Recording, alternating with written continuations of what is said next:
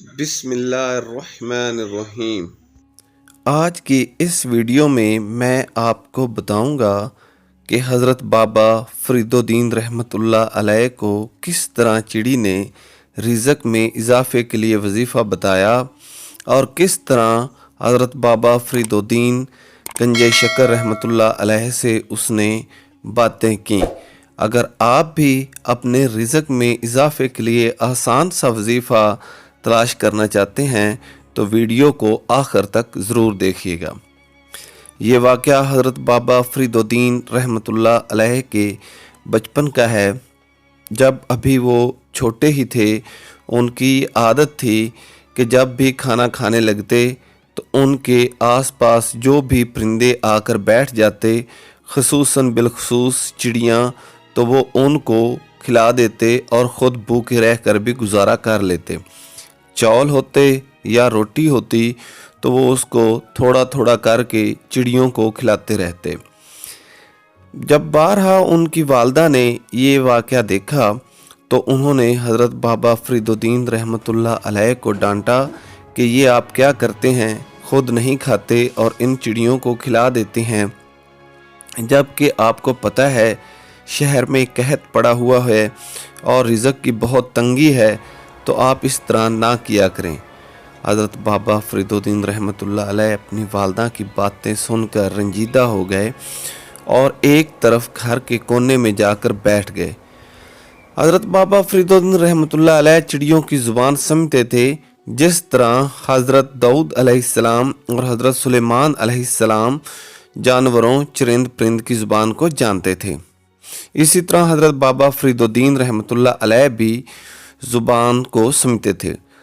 جب حضرت بابا فرید الدین رحمۃ اللہ علیہ ایک طرف بیٹھے تھے تو ایک چڑیا ان کے پاس آئی اور آ کر ان سے پریشانی کی وجہ پوچھنے لگی، تو آپ نے بتایا کہ شہر میں قحط پڑا ہوا ہے، لوگوں کے پاس کھانے کے لیے کچھ نہیں ہے، میں اس لیے پریشان ہوں کہ لوگوں کا کیا بنے گا اور آپ کا کیا ہوگا جب کھانے پینے کا کچھ نہیں ہوگا۔ یہ سن کر چڑی اپنے انداز میں مسکرائی اور مسکرا کر بابا فرید الدین رحمۃ اللہ علیہ سے عرض کرنے لگی کہ یاد رکھ، ہم جب صبح کا وقت ہوتا ہے اپنے گھونسلوں سے بیدار ہوتی ہیں تو اس وقت بھوکی ضرور ہوتی ہیں، مگر شام کو ہم پیٹ بھر کر کھا کر سو جاتی ہیں۔ اور آپ کو پتہ ہے کہ جتنے بھی پرندے ہیں وہ اپنا رزق اکٹھا کر لیتے ہیں اور رکھ بھی لیتے ہیں، مگر چڑیاں کبھی بھی اپنا رزق لے کر گھونسلے میں نہیں گئیں، جتنا بھی کھانا ہوتا ہے جہاں ملتا ہے وہ کھا لیتی ہیں۔ چڑی نے مزید بابا فرید الدین رحمۃ اللہ علیہ کو بتایا کہ صرف اور صرف دو ہی طریقے ہیں جن پر ہم عمل کرتی ہیں اور آج تک کبھی بھی بھوکی نہیں رہی ہیں، اور یہی طریقے اگر انسان اپنا لے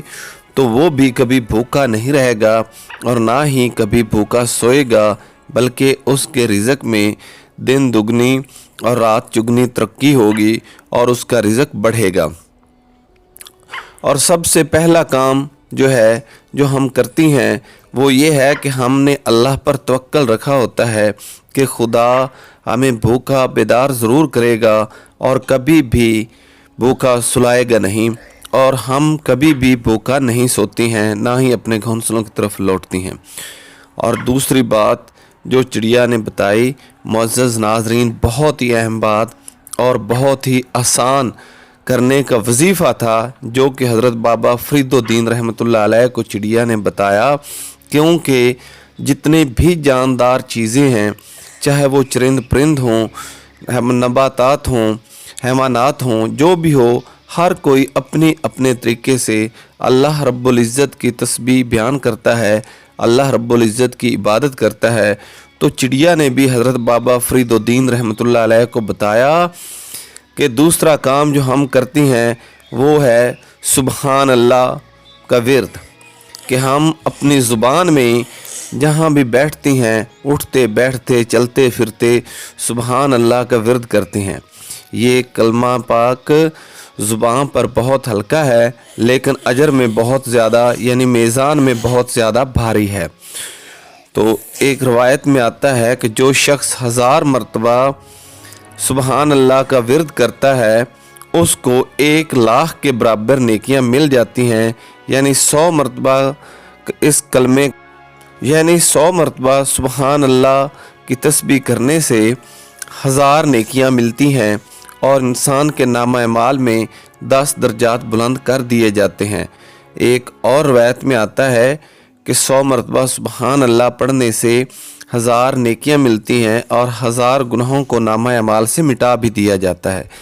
तो मुअज़्ज़ज़ नाज़रीन, ये बहुत ही आसान सा वजीफ़ा है जो कि हर शख्स चलते फिरते उठते बैठते कर सकता है। तो ख़ुद भी इस पर अमल कीजिए और अपने प्यारों में भी ये वीडियो शेयर कीजिए ताकि वो भी बहुत ही आसान तरीके से अपने रिज़्क़ में बरकत पैदा कर सकें।